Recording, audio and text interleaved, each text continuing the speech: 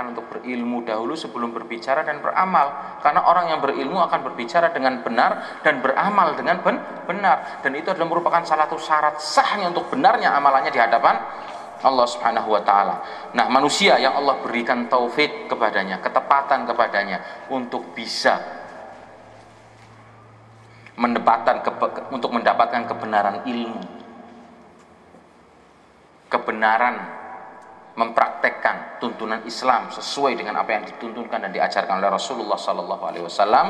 Rasulullah pernah bersabda dalam sebuah hadis yang diriwayatkan oleh Imam Al-Bukhari, Muslim dan Ibnu Majah, "Man yuridillahu bihi khairan yufaqihuhu fid-din."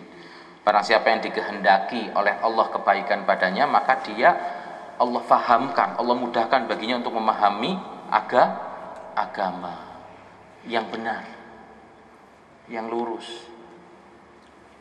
Tuntunan agama seperti yang diinginkan oleh Allah dan seperti apa yang diwahyukan oleh Allah kepada Nabi Muhammadnya, utusannya, dan seperti apa yang diajarkan oleh Rasulullah kepada para sahabatnya. Ibnu Ruslan Asy-Syafi'i dalam kitab Matan Zubatnya mengingatkan orang yang tidak berilmu dalam sebuah bait syair. Dia mengatakan, wa kullu man bighairi ilmin ya'malu a'maluhu mardudatun la tuqbalu. Ini Ibnu Ruslan Syafi'i dalam kitab Matan Zubatnya, wa kullu man bighairi ilmin ya'malu a'maluhu mardudatun la tuqbalu. Dan setiap orang yang beramal tanpa ilmu, maka amalnya akan ditolak dan tidak diterima karena enggak sesuai dengan standar prosedur. Anda lihat perusahaan-perusahaan makanan kayak kalengan tuna, ada semua, ada yang penyok dilempar, nggak mau. Kenapa? Pesanan saya standarnya seperti ini, penyok sedikit dibuang, nggak masuk perusahaan pakaian itu kayak garment, diteliti satu-satu Pak, ada yang satu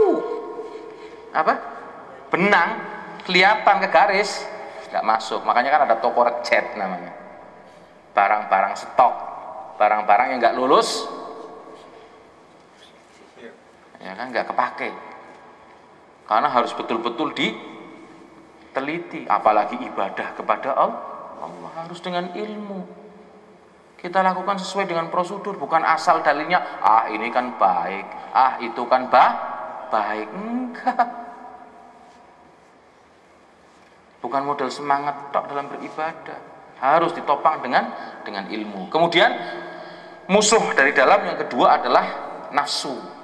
Nafsu itu keinginan-keinginan manusia, ittiba'ul hawa, ya kan, mengikuti hawa nafsu. Nafsu ini yang membuat manusia itu jadi malas untuk beribadah. Nafsu ini yang membuat manusia malas untuk menuntut ilmu. Nafsu ini yang membuat manusia malas untuk berdakwah. Dan karena nafsu ini pula yang menjadikan manusia itu giat melakukan perbuatan bid'ah yang tidak ada contohnya dari Rasulullah SAW, syirik dan berbagai kemaksiatan yang lainnya, karena nafsu.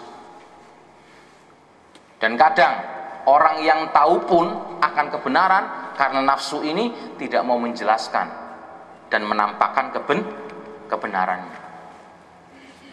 Tahu dia yang benar, tahu dia yang hak, tapi karena nafsunya yang mengalahkan dirinya, dia tidak mau tampakkan kebenaran.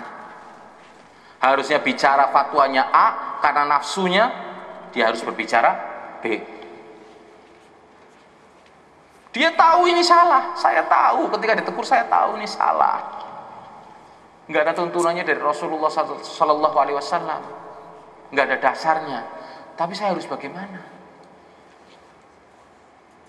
Wong trennya yang disukai masyarakat yang kayak gini ini, kalau nggak pakai kayak gini, ya kan, nggak laku.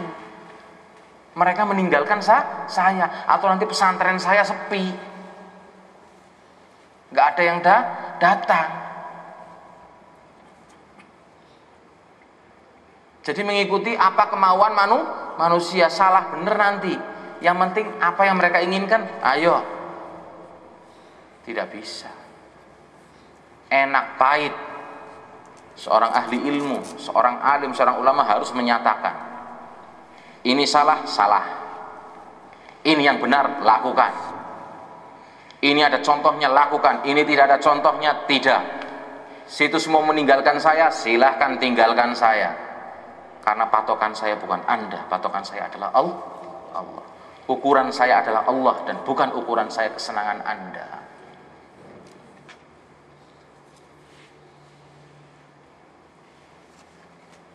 Saya dihisab dan akan diperhitungkan di hadapan Allah Subhanahu wa ta'ala. Nah, kalau saya ngajarin jelek sama kamu, ngajarin yang salah, ngajarin yang tidak ada tuntunannya, saya yang akan menanggung.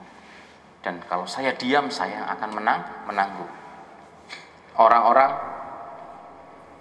yang disebutkan dalam Al-Quran yang diazab, sebuah kampung Yahudi yang diazab oleh Allah Subhanahu wa ta'ala dan dirubah mukanya menjadi kera dan babi. Yang termasuk ikut kena azab siapa? Orang-orang alimnya. Dan disebutkan dalam penjelasan hadis ketika itu, ketika akan diturunkan oleh Allah sebuah azab ke kampung tersebut, ya Allah, para malaikat mengatakan, di situ ada orang-orang yang berzikir kepadamu, alim padamu. Kata Allah, bahkan mulai dari dia. Kenapa? Mereka adalah orang-orang yang diam dari perbuatan mungkar. Padahal mereka tahu. Mereka tahu masyarakatnya, umatnya melakukan perbuatan yang mungkar. Tapi mereka diam. Tidak mau memperingati kemungkaran tersebut. Mulai dari mereka.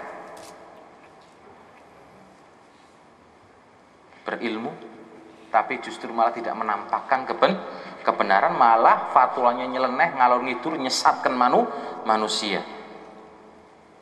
Berfatwanya memberikan keterangannya sesuai dengan apa yang pas dengan hawa nafsunya dan kemaslahatannya. Waduh, kalau saya fatwanya gini, kebetulan ustadznya ustadz partai, waduh, olas, kita butuh masa ini. Namanya gitu. Dan kita ingat firman Allah dalam surat Yusuf ayat 53, ya kan, wa ma ubarri'u nafsi innan nafsa la'ammaratun bisu illa man rahima rabbi inna rabbi ghafurun rahim. Sesungguhnya nafsu itu menyuruh kepada kejahatan, kecuali nafsu yang diberi rahmat oleh Tuhanku. Kemudian musuh dari luar juga terbagi menjadi dua. Yang pertama adalah musuh dari luar eksternal, ini jelas syaitan. Dan Allah telah mengabadikan dalam Al-Quranul Karim sebagai bukti bahwasanya syaitan itu adalah musuh abadi bagi manusia yang akan menyelewengkan dari jalan keselamatan sampai datangnya hari pembalasan. Dan ini sudah janji syaitan, janji iblis. Ya Allah, tanggalkan kematianku, saya akan sesatkan umatmu dari jalanmu biar barang-barang masuk neraka. Dalam surat Fatir ayat 6 Allah berfirman, inna syaitana lakum aduwwum inna syaitana lakum aduwwum fattakhidhuhu aduwwa innama yad'u hizbahu liyakunu min ashabis sa'ir. Sungguhnya syaitan itu adalah musuh bagimu, maka ambillah dia sebagai musuhmu, karena sungguhnya syaitan itu hanya mengajak golongannya supaya mereka menjadi penghuni api neraka yang menyala-nyala. Dengki dia, iri kalau harus sendirian masuk neraka, cari teman untuk bareng masuk dalam api neraka. Jadi setan ini berusaha mengelabui manusia supaya manusia itu terperdaya. Obatnya, jalannya apa? Keimanan kepada Allah. Seperti Allah tantang, silahkan kamu goda illa ya kan, mukhlasin, kecuali hamba-hambaku yang ikhlas kepadaku, tidak bisa kamu giurkan. Nah, syaitan itu mengelabuhi yang maksiat jadi indah. Yang maksiat bagaimana bisa dipoles, ya kan, dibentuk, ditampilkan kepada umat manusia jadi sesuatu yang indah, padahal maksiat. Kalau kita butuh hiburan, manusia masa suruh terus, ya kan? Yang bid'ah jadi yang sunnah jadi bid'ah. Yang bid'ah banyak dilakukan, yang sunnah ditinggalkan.